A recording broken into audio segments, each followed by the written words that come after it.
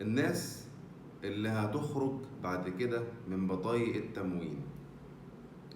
لو حضرتك عندك تكييف في البيت هتخرج من بطايق التموين. لو حضرتك وأولادك وزوجتك معاكم موبايلات حديثة هتخرج من بطاقة التموين، ملكش تموين. لو حضرتك معاك عربية موديل 2017 وانت طالع، يعني 2017 18 19 وهكذا، هتخرج من التموين. لو حضرتك بتستهلك كهرباء بأكتر من 800 جنيه في الشهر هتخرج من بطاقة التموين. في بنود تانية تخرجك من بطاقة التموين، بس أنا جبت لكم التلات أربع بنود اللي أغلبنا بيعملها.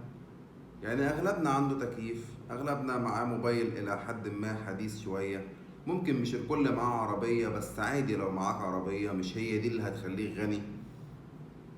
ممكن تستخدم كهرباء بأكتر من 800 جنيه. أنا جالي كهرباء 2500 جنيه. أنا كده كده مش في بطاقة التموين، بس أنا عايز أفهم إيه الفكرة. يعني أكيد القرار ده مدروس بنسبة 100%. اوعى تقول لي إن القرار ده مش مدروس، القرار ده مدروس 100%.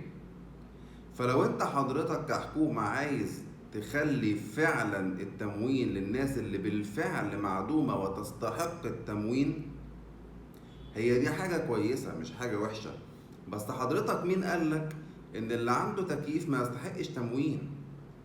إن اللي معاه موبايلات حديثة ما يستحقش تموين؟ مين قالك كده؟ هو يا راجل أنا جايب التكييف بفلوسي مش جايبها بفلوسك، تشيلني من التموين ليه؟ وأنا مش بتكلم عن نفسي، أنا مش في بطاقة التموين أصلا. بس أنا مش بتكلم عن نفسي، بتكلم عن الناس اللي محدش شايفهم. الراجل اللي عنده تكييف تخرجه من بطاقة التموين ليه؟ انتوا عايزه يبقى ميت من الحر؟ هو قالك هات جنيه عشان يجيب التكييف، ولا جابه من فلوسه سواء بالقسط او بالكاش؟ تخرجه من التموين ليه؟ واللي معاه عربية تخرجه من التموين ليه؟ واللي بيستخدم كهرباء فوق ال 800 جنيه في الشهر تخرجه من التموين ليه؟ ما هو بيدفع بفلوسه. يعني انا مش فاهم ايه الفكرة. حاجة بجد يعني. الواحد بيسمع الأخبار دي وباجي أنقلها لكم والله العظيم وأنا في قمة صدمتي. يعني ربنا يتولانا.